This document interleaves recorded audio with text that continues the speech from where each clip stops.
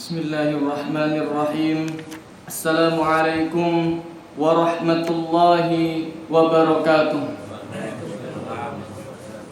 Alhamdulillahi rabbil alamin. Wa bihi nasta'inu ala umurid dunya waddin. Wassalatu wassalamu ala ashrafil anbiya'i wal mursalin Sayyidina Muhammadin wa ala alihi wa sahbihi wa man tabi'ahum bi ihsanin ila yaumiddin. Subhanaka la ilma lana illa ma 'allamtana innaka antal alimul hakim. Qala Allah ta'ala fi kitabihil karim, a'udzu billahi minasy syaithanir rajim. Bismillahirrahmanirrahim. Alhamdulillahi rabbil alamin. Ar-Rahmanir Rahim. Maliki yaumiddin. Iyyaka na'budu wa iyyaka nasta'in. Ihdinas siratal mustaqim. Siratal ladzina an'amta 'alaihim ghairil maghdubi 'alaihim waladdallin. Amin. Alhamdulillah, setelah penjelasan kemarin ketika dalam beberapa hadis Rasul sallallahu alaihi wasallam, dalam beberapa hadis tadi ada riwayat-riwayat yang model seperti ini, ada beberapa. Maka kemudian salah satunya dari Abi Hurairah radhiyallahu anhu, qala Rasulullah sallallahu alaihi wasallam, alhamdulillahirabbil alamin, ummul Qur'an wa ummul kitab wa sab'ul mathani wal Qur'anul azim. Jadi kemudian dari Abu Hurairah radhiyallahu anhu menjelaskan bahwasannya alhamdulillah, suratul Fatihah itu dinamakan surat alhamdulillah, kemudian dinamakan dinamakan ummul Quran, induk dari Al-Qur'an, kemudian dinamakan induk dari kitab, ummul kitab, wasab'ul mathani, dan 7 ayat yang diulang-ulang. Kemudian terakhir kata Rasulullah SAW, wal Qur'anul azim, dan sesungguhnya Al-Fatihah merupakan Al-Qur'an al-azim, bagian dari Qur'an yang sangat mulia. Hadis yang selanjutnya, pembahasan selanjutnya tentang zikrun ma warada fi fadlil Fatihah. Ada beberapa yang perlu kita ketahui dari keagungan surat Al-Fatihah, dari keutamaan surat Al-Fatihah. Hadis yang pertama dari Abi Sa'id bin Ma'la radhiyallahu anhu, qala kuntu usalli fada'ani Rasulullah sallallahu alaihi wasallam falam ajibu hatta sallaitu. Faqala fa'ataituhu faqala ma mana'aka an ta'tiyani, qala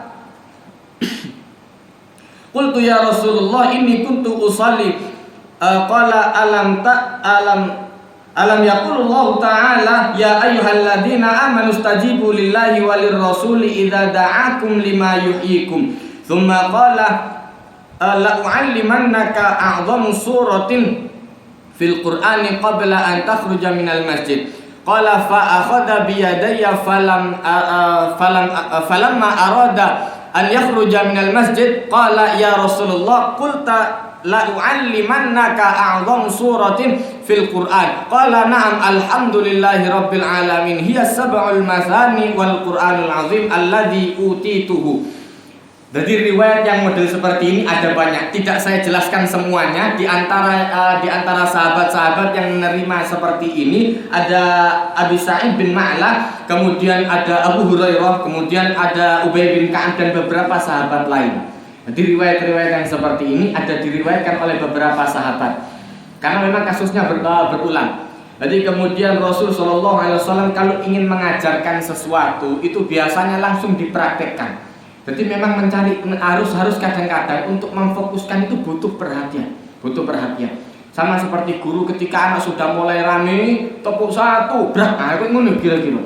Nah, jadi kira-kira modelnya sama seperti itu. Maka kemudian Rasul Shallallahu Alaihi Wasallam mengajarkan, ketika dipanggil oleh Rasul Shallallahu Alaihi Wasallam, Abi Sa'id bin Ma'la ini tadi dia nggak jawab. Kenapa? Dia sedang sholat.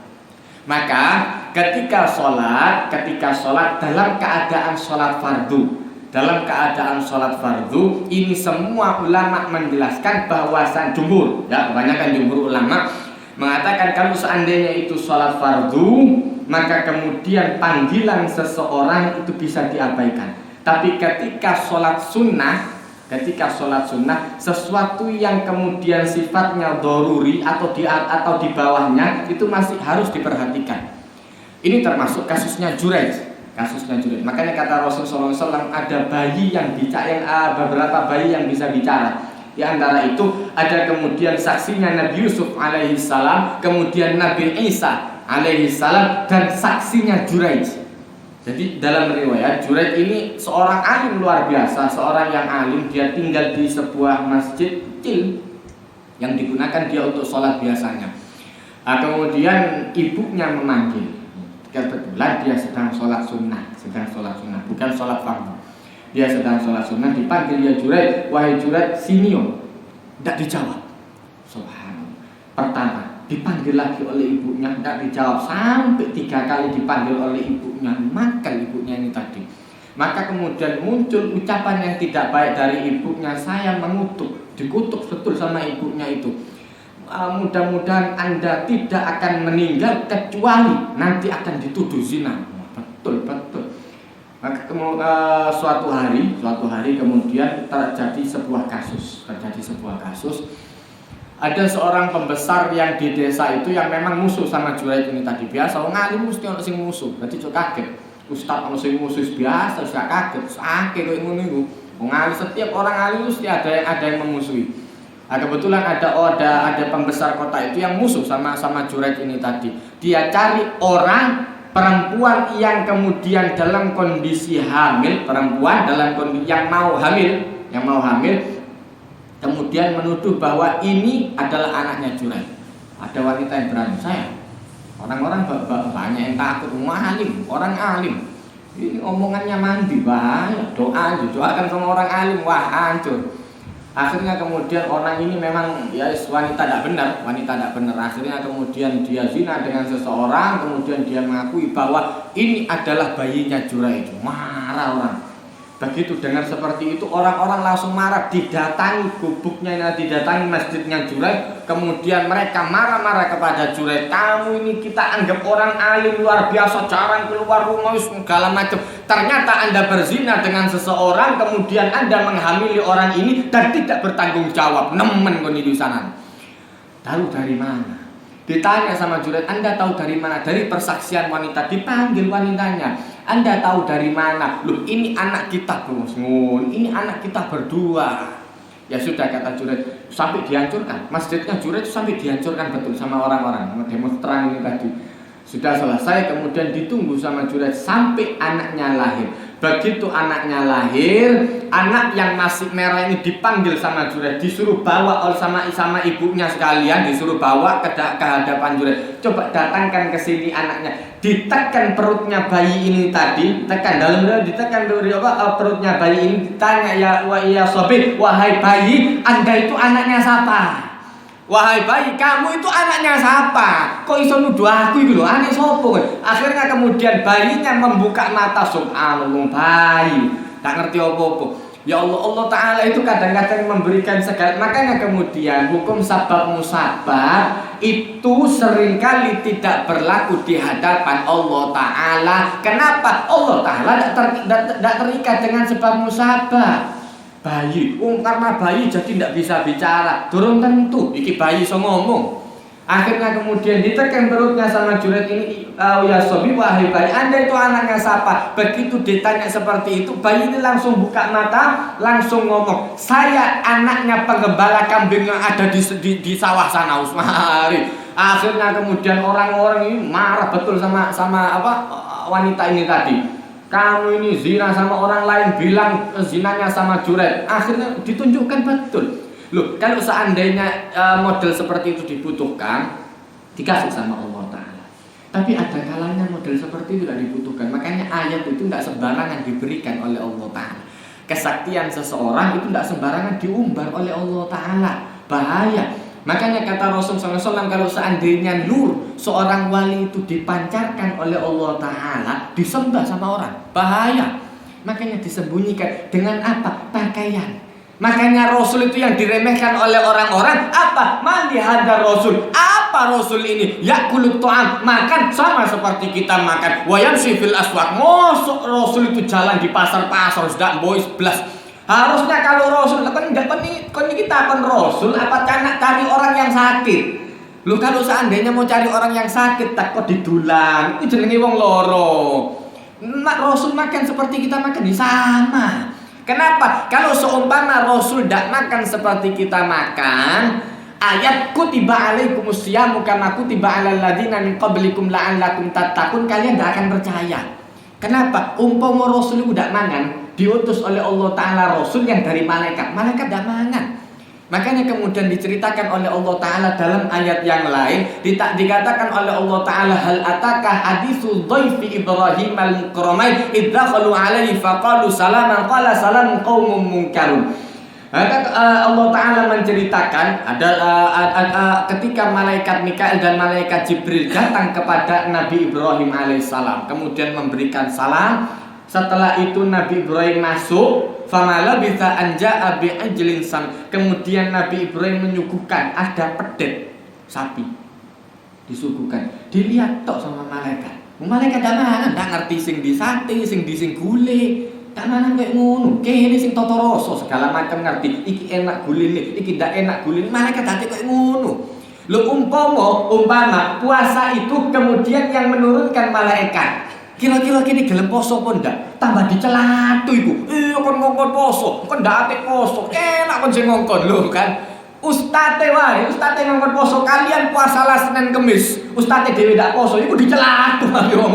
Ustate ndak poso, ngongkon poso percuma kok ngono gak usah dirungokno ustaz model opo. Mana nabi? Makanya kemudian diberikan oleh Allah Ta'ala Nabi sifat basyariahnya itu ada sama seperti kita. Kalau kita makan, maka Nabi juga makan. Kalau kita lapar, Nabi lebih lapar. Makanya kemudian ketika orang-orang balik perang Badar, perang dan beberapa orang lain, itu kemudian mereka sambat kepada Rasulullah, ya Rasulullah, kami ini terluka, ada yang terpotong tangan, ada yang kaki, ada yang terbunuh. Itu demi membela Anda. Biasanya seperti itu diapresiasi oleh Allah Ta'ala. Cuma untuk kali ini tidak diapresiasi oleh Allah Ta'ala. Kenapa? Kata Allah Ta'ala, in takunu ta'lamuna fa innahum ya'lamuna kama ta'lamun. Kalau Anda luka, orang kafir untuk membela keburukan mereka, itu mereka berani terluka. Kene iki ya Allah dikon metokno gawe masjid iki soroe. Wong kafir gawe metokno gereja iku enak. Lho kene cik medite. Kon iku ape mlebu surga, tak ape mlebu neraka. Orang-orang itu mau masuk neraka itu berani bayar untuk beli miras segala macam, itu berani mereka mengeluarkan uang besar. Kita untuk nyumbang, memberi makan. Makanya Allah Ta'ala menjelaskan apa? Termasuk orang-orang yang mendustakan agama, orang yang tidak walayah uddu ala ta'amil miskin. Mereka tidak mau menyarankan orang lain, jangankan memberi, ngandani wong ikut tolong ke ono po, ikut gak gelem. Saking medite. Ono wong sedekah dikandani, kok tak kandani, saking koncoku kon. Nek gak koncoku ndak. Kon ojo sedekah akeh-akeh kon. Tak delok kon iki tokomu rada maju. Kon kakean sedekah melarat maneh Allah. Cangkem-cangkem koyo ngono iku kadang-kadang ya Allah. Orang itu mau masuk neraka itu berjuang. Kita mau masuk surga, malas mau berjuang. Ya opo? Kebalik cara berpikirnya. Maka model seperti ini ditunjukkan oleh Allah Ta'ala. Tidak pantas. Kenapa? Harusnya orang yang mau membela Allah Ta'ala lebih suka. Harusnya lebih mau berjuang. Wong ape mlebu neraka ae rela untuk mengeluarkan uangnya segala macam. Kita mau masuk surga, emang luar biasa. Makanya kemudian dalam sebuah hadis Rasulullah SAW mengajarkan apa? Ajiba rabbu. Allah Ta'ala heran min qaumin yuqaduna ilal jannah. Ada orang yang kalau mau masuk surga itu perlu ditarik, diseret dalam keadaan sehat walafiat, tidak gelem berangkat nang masjid. Wes ono pengajian tidak tahu tekus, mari sembahyang kadang-kadang langsung lancing, begitu salam assalamualaikum langsung hilang jus. Begitu loro baru takut takokno ustaz wiritan opo sekali sakaratul maut. Nah, nanti hartanya kasihkan ke ini, ke nonang yayasan yatim piatu iki. Wes entek saran sudah habis masanya sudah. Kalau sudah mendekati ajal yang boleh disedekahkan hanya sepertiga. Hanya sepertiga. Kalau masih dalam kondisi sehat, dalam kondisi sehat, semua harta itu milik Anda. Tapi ketika Anda sudah menjelang sakaratul maut, yang harta Anda itu cuma sepertiga, 2/3 itu miliknya ahli waris. Dah oleh dikekno sopo-sopo. Mantan-mantan mangkel ambek anake mokong wis tak kekno wong-wong ae wis yatim piatu. Mari wis tak ngurusi anak, tak ada anak-anakan. Ah, iku sing salah. Iku model kayak ngono salah. Maka diatur oleh Allah Ta'ala, tidak sembarangan, tidak sembrono Allah Ta'ala dalam mengajarkan. Maka kemudian dari riwayat ini ulama itu banyak menjelaskan ketika sholat sunnah, panggilan orang tua, panggilan Rasul, dan orang-orang yang lebih alim itu lebih pantas untuk didengarkan. Umpama ada butuh ibu begitu sembahyang sunnah Allahu Akbar, mak ingin lo teko di sini. Ustaz ngajari sing sesat lho ndak temenan, iki ono nang kene. Ini riwayatnya ada, temenan. Jadi kemudian Allah Ta'ala itu mengajarkan yang model-model seperti ini penting. Ini pelajaran luar biasa. Kalau seandainya orang meneruskan sholat, ibu kepreset sampai ngeblak, mengguru rumah sakit, dan niyo getune, coba mau ndak tato sembayangi sing disalahno. Kok coba ndak nyalahno sembayangmu, ndak ono masalah. Yang jadi masalah orang itu ketika menyalahkan, ketika sholatnya ini jadi problem, ini yang repot. Begitu orang sholat sok khusyuk deh, kunci kontak ditinggal nang jopo, dihusu-husu nambe alhamdulillah, begitu hilang, mau coba waru ndak sembahyang nang kene mau sembahyang sing salahno kan.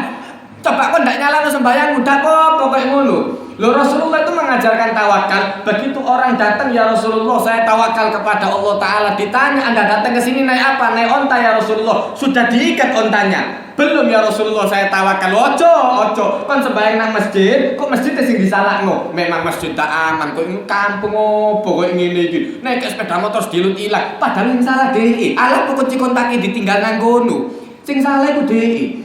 Lah ngono kok kadang-kadang akhirnya kemudian salat ini jadi problem. Kalau seandainya cara berpikir seperti itu, maka masjid akan dijauhi oleh orang-orang. Kenapa? Kalau seandainya wah ini masjidnya tidak aman berarti. Lu ngono cara berpikirnya rusak. Maka kemudian Rasul SAW itu mengajarkan, begitu Rasulullah datang mengajarkan kepada orang ini tadi, Abi Sa'id bin Ma'la dipanggil sama Rasulullah, disuruh datang. Dan saya sedang dalam keadaan sholat. Tidak dikubris sama Abi Sa'id ini tadi. Yang karena riwayat yang dia tahu kalau sholat itu harus khusyuk, tidak disalahkan. Jadi Rasulullah itu tidak biasa nyalahkan orang, salah pun tidak tepat mlebu neraka, ndak.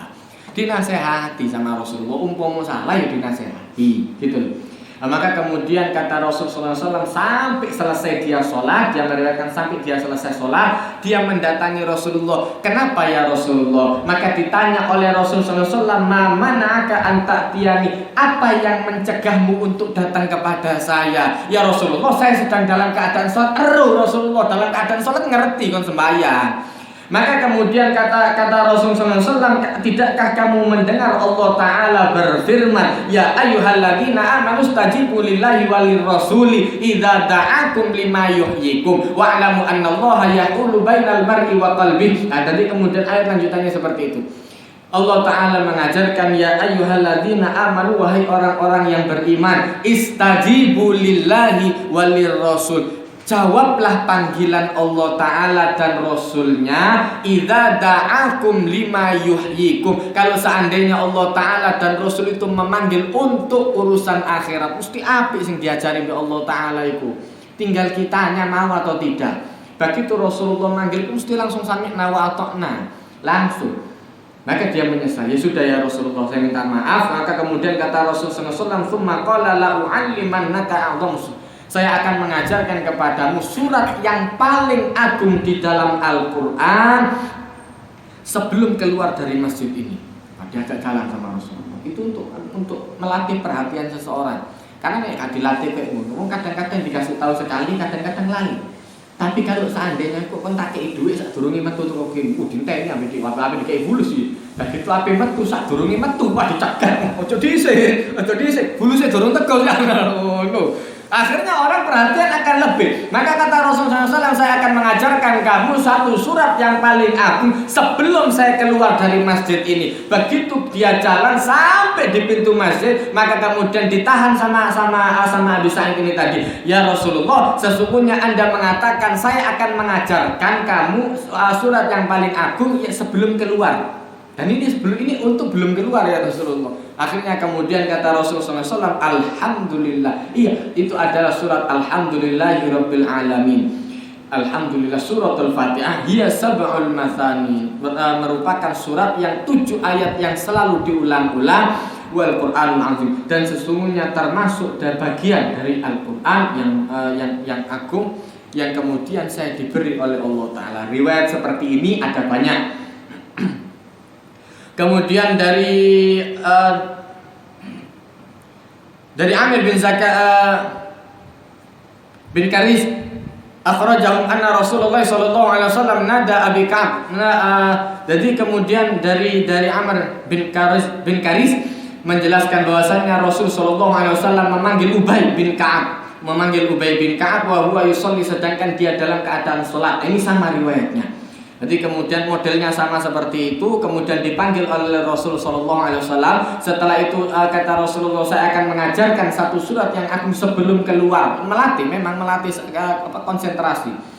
Maka kemudian ada model-model hadis yang matanya hampir sama, yang riwayatnya hampir sama, cuma diriwayatkan oleh orang yang berbeda. Untuk apa? Untuk mempertegas bahwa Rasulullah pernah mengajarkan itu dan itu betul-betul ditekankan. Maka kemudian kata Rasul sallallahu alaihi wasallam di dalam riwayat Ubay ini tadi, Innila arju alla takhruja min babil masjid hatta ta'lam suratin ma anzala fit Taurati wala fil Injili wala fil Qur'ani mithluha. Sesungguhnya Rasul sallallahu alaihi wasallam bersabda, sesungguhnya saya berharap agar bisa mengajarkan kepada kamu satu surat yang agung sebelum keluar dari masjid ini, yang tidak diturunkan oleh Allah Ta'ala di kitab Taurat, tidak diturunkan ke kitab Injil, dan tidak juga dalam Quran, yang sama seperti itu. Maka kemudian mereka berdua berjalan bersama Ubay bin Ka'ab. Maka kemudian sampai di pintu masjid dipegang sama Ubay bin Ka'ab. Kemudian Rasulullah SAW mengatakan, ya Rasulullah, Ubay bin Ka'ab mengatakan, ya Rasulullah, Anda kan akan mengajarkan saya. Maka dikatakan oleh Rasulullah SAW, kaifa taqra'u idza fatahta shalah, bagaimana kamu membaca kalau seandainya Anda membuka salat? Maka kata Ubay bin Ka'ab, alhamdulillahirabbil alamin, sampai selesai. Maka Ubay bin Ka'ab meriwayatkan, ya Rasulullah, saya baca alhamdulillahirabbil alamin sampai selesai. Kemudian Rasulullah SAW mengajarkan, hiya hadhihi surah wa hiya sab'ul mathani wal Qur'anul azim alladzi a'taitu. Itu adalah sab'ul mathani, 7 ayat yang diulang-ulang. Jadi kemudian riwayat-riwayat yang seperti ini banyak dan tidak saya bacakan semua, menghemat waktu. Kemudian dari Abi Sa'id Al-Khudri, dari riwayat yang lain dari Abi Sa'id Al-Khudri menjelaskan, kunna fi masirin lana fanazalna faja'at jariyah. Jadi kemudian ini ada riwayat dari Abi Sa'id Al-Khudri, ini ada di dalam kitab Bukhari juga. Beliau menjelaskan, ketika suatu hari kami dalam perjalanan, ini Rasulullah ada ikut. Kami dalam perjalanan, kemudian sampai di satu tempat haus dan lapar, perbekalan sangat-sangat mepet, sekali titik nemen. Mereka datang ke sana minta, mudah-mudahan ada orang yang bisa memberikan. Paling-paling orang yang ada di sana medit sak desa medit kabeh, subhanallah. Kalau sing ngekeki sama sekali. Begitu kemudian ya sudah tidak biasa sampai teman-teman enggak biasa. Sampai ngeden-ngeden enggak dibiasakan sama Rasulullah. Akhirnya kemudian mereka jalan, begitu jalan subhanallah, kepala sukunya dipatok sama ular. Kebetulan ular ini mematikan juga. Setelah dipatok sama ular, cuma dicancang menutup. Akhirnya kemudian karena rombongannya sahabat ini sudah berangkat, dikejar sama orang yang suku yang ada di situ tadi. Apakah ada di antara kalian yang bisa meruqyah? yang bisa meruqyah, yang bisa nyuwuk, yang bisa waras. Akhirnya kemudian kata seseorang, saya bisa. Cuma ada ganjarannya. Kenapa? Kon mau medit. Anda tadi pelit. Kami minta yang dengan cara yang baik, nggak dikasih, ya sudah, kon bayar. Tidak apa-apa, kata mereka, tidak apa-apa, kalau gitu kita mau bayar. Akhirnya kemudian diruqyah sama orang ini tadi. Setelah selesai, minta 1 gelas air. Cuman minta 1 gelas air toh. Separuh kemudian didoakan, separuh diminum, separuh disiramkan ke luka ini tadi. Waras, dilut langsung waras. Subhanallah. Akhirnya kemudian karena sembuh, kepala suku ini sing waras, dikei segala macam, dibayar sama mereka. Kata mereka, kalau kami minta ada bisalasina syah. Jadi kemudian dengan 30 kambing, 30 kambing zaman dhisik lumayan lho. Kayak peternakan insyaallah nek saiki nggo duwe kandang iku wis 30 kambing wis jutaan, wis sugih insyaallah di sana. 30 kambing untuk menyembuhkan orang ini tadi. Ya sudah dikasih sama mereka 30 kambing dan kemudian mereka kami minta minum bukan dari air, dari susu. Wah luar biasa pancen. Wes tambah hati. Karena medit, berarti kok pengen ngajari. Akhirnya kemudian mereka begitu dikasih sama orang-orang ini tadi, jangan ada yang menyentuh ini tadi sampai kita tanya kepada Rasulullah, ini boleh atau enggak? Karena kita ini enggak niat untuk minta, cuman kepingin ngajari, bendak medit-medit tadi wong, biar tidak bakhil kalau jadi orang, cuman kepingin ngajari toh. Akhirnya mereka datang kepada Rasulullah dengan membawa 30 ekor kambing ini tadi dan susu. Wah, banyak sahabat tuh. Akhirnya kemudian setelah sampai di hadapan Rasulullah, itu adalah rizki yang diberikan oleh Allah Ta'ala. Rasulullah dikasih sama sahabat. Maka ditanya sama Rasulullah SAW, apa yang Anda baca? Ya Rasulullah, saya tadi cuma baca Al-Fatihah. Ditanya sama Rasulullah SAW, ditanya oleh Rasulullah SAW, wa makana yudrihu annaha ruqyah. Apa yang membuat Anda tahu? Dari mana kamu tahu kalau itu adalah ruqyah? Itu gemu. Itu gemu waras toh. Minta tetap sama Allah Ta'ala. Jadi wah, kita percaya sama Al-Fatihah. Enggak. Kita itu percayanya sama Allah Ta'ala. Cuma Allah Ta'ala mengajarkan apa yang perlu dilakukan. Udah ambil dokter ngekei obat, kini percaya ambil obat sirik. Dokter ringan dari anti obat, ndak anti obat, ndak kon ambil obat, tidak apa-apa, nikmati saja rasa sakitnya. Kan ngono, kan gampang. Wah kalau gitu syirik, apa kon percaya ambil dokter ya syirik pisan ngomong begitu waras memang dokter api. Iku percaya iku syirik pisan niku. Begitu kan waras dokter api, sing mati nang tangane dokter akeh, sing waras yo akeh. Dadi nek kon ngomong, wah iki dokter iki kena, wah iki kena Allah Ta'ala wis paling genai.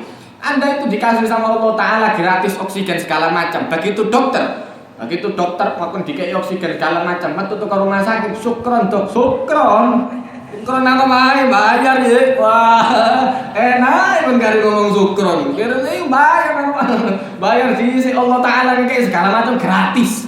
Ngono sih gak percaya mbek Allah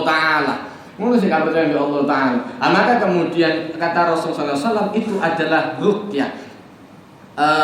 Aksimu wadribu li bisahmin, itu bisa digunakan sampai bisa digunakan atau untuk menghilangkan racun. Memang kadang-kadang ada orang yang seperti itu, yang memang dikasih khususan sama Allah Ta'ala. Orang diberikan khususan oleh Allah Ta'ala. Itu kabeh wong iso tak kabeh. Dipilih oleh Allah Ta'ala. Makanya kemudian ada memang orang-orang yang dipilih oleh Allah Ta'ala. Bismillah itu lumayan bagus di sana. Itu luar biasa. Ada orang yang hatam Quran tapi tidak mandi-mandi bocoan. Wis koyo ngono-ngono ae sana. Antara maksiat di Quran padha mlakune, ono sing maksiat tidak mlaku-mlaku tapi bismillah ini getu teman. Jadi bismillah itu luar biasa sudah. Orang baca bismillah itu sudah luar biasa. Maka kemudian ada kasus-kasus yang seperti itu disembuhkan oleh Allah Ta'ala dengan perantara ini tadi, dengan perantara suratul Fatihah, merupakan ruqyah. Kemudian dari hadis yang lain, dari riwayat yang lain, Dari Abu Hurairah radhiyallahu anhu menjelaskan sesungguhnya Rasul sallallahu alaihi wasallam bersabda, qala Allah azza wa jalla, Allah taala berfirman hadis qudsi, qasamtu sholata baini wa baina 'abdi nisfaini wa li 'abdi ma sa'al. Fa idza qala alhamdulillahi rabbil alamin, ini sama seperti yang kemarin saya jelaskan. Dari Abu Hurairah radhiyallahu anhu menjelaskan Allah taala berfirman, Rasul sallallahu alaihi wasallam bersabda, Allah taala berfirman, saya membagi salat menjadi dua bagian, separuh untuk Allah Ta'ala dan separuh untuk hambanya. Wali abdi masal, dan bagi hambaku kata Allah Ta'ala mereka bebas minta apa yang mereka mau. Kemudian ketika Allah Ta'ala berfirman alhamdulillah, ketika seorang hamba mengatakan alhamdulillahirabbil alamin, maka Allah Ta'ala menjawab hamidani abdi, sesungguhnya hambaku memujiku. Kemudian ketika seorang hamba mengucapkan ar-rahmanir-rahim, qala athna alayya abdi, hambaku sedang memuliakan. Itu kemudian sama, kemudian ketika menyebut Malik Yaumiddin, majjadani abdi, hambaku sedang meninggikan saya kata Allah Ta'ala. Dan ketika seorang hamba mengucapkan qala wa idza qala iyyaka na'budu wa iyyaka nasta'in, qala hadza baini wa baina 'abdi wal 'abdi masal, ini perjanjian antara saya dengan hambaku, dan bagi hambaku boleh minta apa saja. Minta itu diajari oleh Allah Ta'ala, kalau minta jangan sembarangan. Makanya para ulama menjelaskan orang kreatif dalam berdoa itu bahaya. Ya Allah, mudah-mudahan tukuku paling laris sak-sasak. Wah, bayangkan Anda minta tuku Anda paling laris sak-sasak, itu berarti tuku-tuku Allah Ta'ala perlu melaratkan tuku-tuku yang lain. Dosa itu paling dolimi wong, wis donga-donga koyo ngono, wis dongakno mudah-mudahan ndak mandi wong sing koyo ngono, ngawur-ngawur donga iku. Ya Allah, mudah-mudahan saya punya yayasan yatim piatu yang punya 1000 anak yatim. Bayangkan Allah Ta'ala harus mematikan 1000 bapak demi untuk melariskan yatim piatunya dia. Ngawur-ngawur. Jadi kalau seandainya berdoa apa yang telah diajarkan oleh Allah Ta'ala, mari semua di Al-Quran atau ada di hadis, Rabbana hab lana min azwajina, Rabbana hab lana rabbi hab li muqimas rabbi ja'alni muqimas shalat, itu wae semua di Al-Quran wae. Kalau ndak yang ada di hadis. Orang kadang kreatif dalam berdoa pakai bahasa Indonesia lagus ngawur kadang-kadang donga, ya Allah minta uang yang banyak, rizqan katsiran, sing rezeki ya Allah sing akeh, bilang tak berdate kesel. Wala nasobin, dan datang pak tanpa lelah, wala wasobin mus, pokok date ndak pakai lelah, letih sulung les date ngono kabeh. Enak ya Allah, dadi sekali turunan kasur duit teko dhewe. Temenan? Gelem dikei ngono ya Allah Ta'ala. Gampang. Ambil Allah Ta'ala itu gampangan. Anda dikasih sakit sama Allah Ta'ala, dadi loro, loro sing soro disebutno iku sampe dokter angkat tangan. Subhanallah, enak kok. Kali teko, wong teko, Assalamualaikum Mbak, hati upload, ya kan? Kan rizkimu teko dhewe, tapi kok ndak iso nang ndi. Begitu rizkiku teko mau, anak putune kok mau, Mbak, oleh rene alhamdulillah, kayak ngelencer dhisik. Apane sing loro sing oleh sing asal fulus iki apane sing ngelencer anak putune ya apa kan? Ayo. Atau dikai yang di Allah Ta'ala, rizkimu dikongkon keliling di Allah Ta'ala, kadang nang Jakarta, kadang nang kene, dikongkon keliling di Allah Ta'ala. Alhamdulillah, minta apa yang terbaik dari Allah Ta'ala. Semono wae. Bahaya orang kreatif dalam berdoa. Kadang-kadang ngawur. Maka kemudian ketika seorang hamba mengucapkan wa idza qala ihdinas siratal mustaqim siratal ladzina an'amta 'alaihim ghairil maghdubi 'alaihim waladdallin, qala Allahu hadza li 'abdi wa li 'abdi masal, hambaku mendapatkan apa yang telah dia minta. Maka kemudian dari keutamaan-keutamaan suratul Fatihah itu ada di situ. Bab selanjutnya di dalam tafsir ini menjelaskan tentang beberapa kesimpulan keputusan ulama yang menjelaskan tentang suratul Fatihah. Dan ini menjelaskan bahwa Imam Ibn Katsir itu condong kepada madhab Syafi'i. Beliau menjelaskan summa inna madhab Syafi'i, beliau menjelaskan bahwa madhab Syafi'i dan beberapa wa jamaah min ahli ilm dan beberapa dan banyak orang dari ahli ilm annahu tajibu qira'atuha fi kulli raq'atin, bahwasanya suratul Fatihah ini diwajibkan untuk dibaca di setiap rakaat kecuali orang yang masbuk teko dalam keadaan ruku, imam sudah dalam keadaan ruku langsung melok ruku. Nah, itu ada beberapa ulama yang menjelaskan bahwa dari Syafi'iyah yang menjelaskan ketika Anda takbir imam dalam kondisi ruku cuma Allahu Akbar bismillahirrahmanirrahim. sudah mencakup dalam suratul Fatihah. Karena Imam Syafi'i itu bismillah termasuk wajib. Maka kemudian langsung ruku, diikuti rukunya. Kalau nemoni ruku berarti waman adrakar ruku adrakar rakaat. Barang siapa yang mendapatkan ruku, maka dia dapat 1 rakaat. Imam iktidal sami Allahu liman hamidah, kontak kok takbir Allahu Akbar langsung diturunkan. Anda telat 1 rakaat. Pokok begitu imam selesai dari ruku, itu Anda sudah telat 1 rakaat. Lebih ketat lagi kalau dipelajari dalam fikih itu kemudian termasuk dari mazhab Syafi'iyah dan beberapa ulama lainnya, beberapa mazhab lainnya itu mengharuskan adanya tumak ninah, harus tenang dalam sholat. Kalau seandainya Anda nemoni imam itu ruku dan sudah akan bangkit, artinya ketika Anda takbir Allahu Akbar, imam itu bangkit, anggapan telat siji. Walaupun aku takbir, aku nemoni ruku, saya nemoni rukunya, tapi itu tidak tumak nina.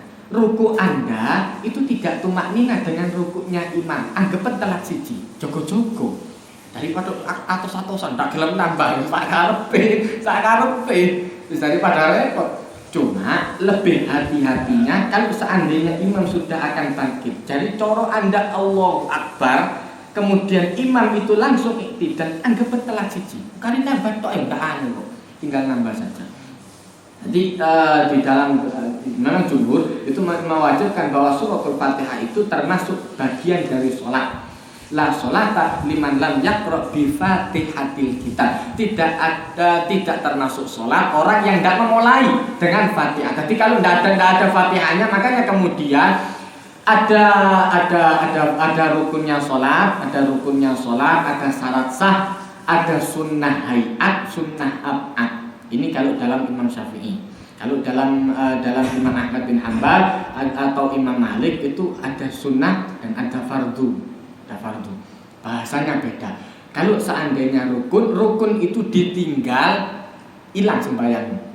Begitu rukunnya ditinggal, tidak hilang sembahyangnya. Contoh suratul Fatihah. Begitu surat Fatihahnya hilang, padha ambek ruku. Wong sembahyang Allahu Akbar, tak kate ruku langsung glosor sujud. Wah, salah sembahyang, wis jelas salah kok ngono. Wis jelas batal wis ngawur di sana. Begitu rukun hilang, maka kemudian ini akan hilang, sholat akan hilang. Kemudian ada namanya syarat sah. Syarat sah ini dilaksanakan sebelum sholat, seperti suci tempat, badan dan lain sebagainya. Kemudian menghadap kiblat, masuk waktu sholat, ini syarat sah. Kemudian ada sunnah ab'ad, ada sunnah hayat. Kalau dalam madhab Syafi'i, sunnah ab'ad kalau seandainya ditinggal diganti dengan sujud sahwi. Contohnya tahiyat pertama dan kunut. Kalau seandainya madhabnya Imam Ahmad bin Hanbal, Imam Ahmad bin Hanbal, Maliki, Hanafi, tanpa kunut. Jadi walaupun tidak kunut, tetap tidak kemudian diganti dengan sujud sahwi. Cuman kalau seandainya tahiyat pertamanya hilang, maka diganti dengan sujud sahwi. Sama seperti orang yang lupa antara 3 atau 4, ambil 3. Makanya diajarkan oleh para ulama, kalau seandainya Anda ragu-ragu dalam rakaat, ambil jumlah yang paling kecil, 1 atau 2 ya. Sembahyang subuh, lali deh, sarokaat langsung salam. Wah, langsung buruk. Allah, dia yakin dia bener iki sana iki. Sarokaat langsung salam di sana. Wong sing namburi negur. Subhanallah, imamnya rada ngantuk. Berdiri langsung nambah 1 rakaat lagi sebelum salam sujud sahwi. Ada riwayat yang membolehkan setelah salam. Lupa sebelum salam sujud sahwi, setelah salam boleh sujud sahwi. Ojo ngomong diisi.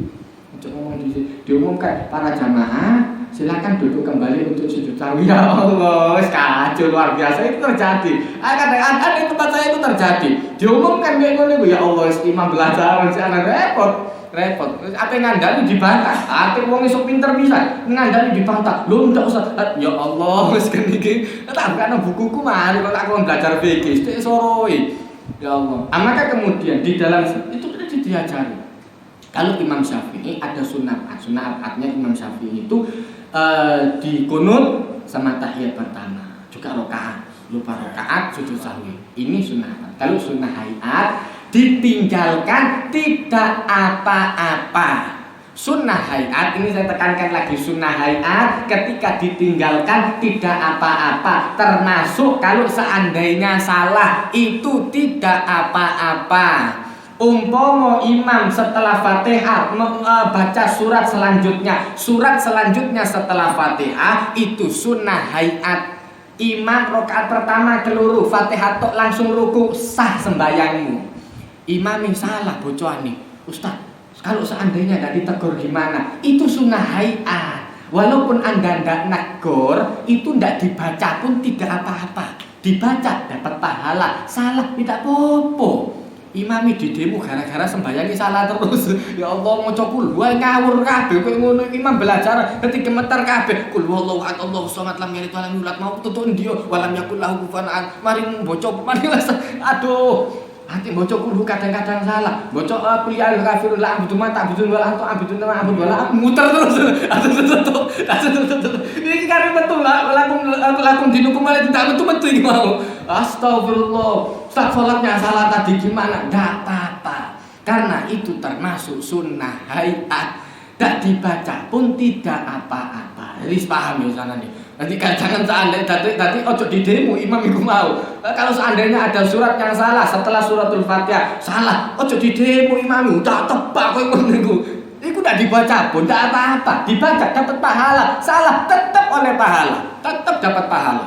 Menjadi imam, ndak kabeh wong ndak gampang lho ngadeg nang ngarep iki. Wong kadang-kadang ape demo, ape protes iku gampang. Ayo kon sing berangkat dadi imam. Yo nek aku bocone sing durung mangkane, bocone sing durung kena aja ati protes wis trimo ae lah. Wis kok soro sih.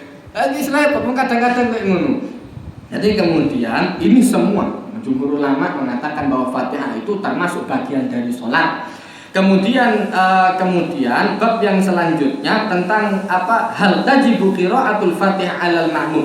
Apakah diwajibkan bacaan Al-Fatihah kepada makmum? Wajibkah bacaan Fatihah? Kalau imam jelas wajib. Itu sudah semua rakaat. Dibacakah Fatihah ini kepada makmum, maka kemudian ahaduha annahu tajibu alaihi qiraatu. Jadi kemudian yang pertama diwajibkan bahwasannya diwajibkan membaca surat Fatihah kepada makmum sama seperti kepada imam berdasarkan hadis yang tadi. La sholata liman lam yaqra bi Fatihatil kitab. Tidak dianggap salat orang yang tidak membaca Al-Fatihah. Ini yang pertama. Dan ini yang biasanya yang dikukuhkan oleh Imam Syafi'i. Kemudian yang kedua, pendapat yang kedua, la tajibu 'alal ma'mum qira'ah bil kulliyah lil Fatihah wala li ghairiha shalat. Tidak diwajibkan bagi makmum untuk membaca seluruhnya dari suratul Fatihah. Seluruhnya dari suratul Fatihah. Jadi ada pendapat yang seperti itu. Berdasarkan hadis man kana lahu imam fa qiraatul imam lahu qiraah. Barang siapa yang punya imam, maka bacaan imam sudah termasuk bacaannya dia. Jadi rakaat pertama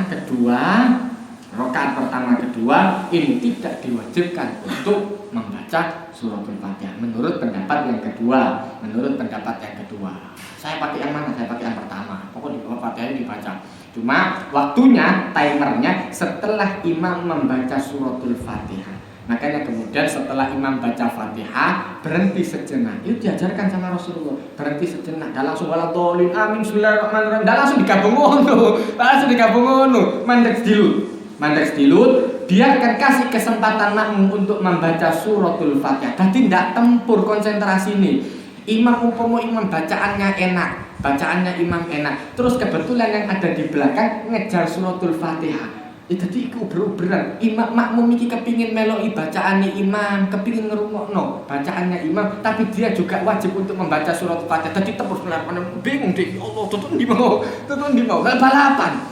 Kenapa imamnya tidak gelem ngalah sama sekali. Imamnya tidak gelem ngalah, tapi mari Fatihah langsung digasak. Nah, maka kemudian itu ada beberapa ulama yang sampai menjelaskan sampai di detail. Sampai seberapa batas waktu untuk menunggunya? Batas waktu untuk menunggunya sama seperti orang membaca surat Al-Ikhlas bil murattal, dengan murattal. Jadi mari setelah Fatihah, imam itu di dalam hati. Bismillahirrahmanirrahim. Qul huwallahu ahad. Sama seperti sampai selesai, baru nanti setelah itu baca surat. Waktunya, timernya seperti itu, timernya. Ditutup. Saya bukan kemudian mewajibkan orang setelah imam atau setelah Fatihah kemudian membaca qul, habis itu baca surat. Enggak.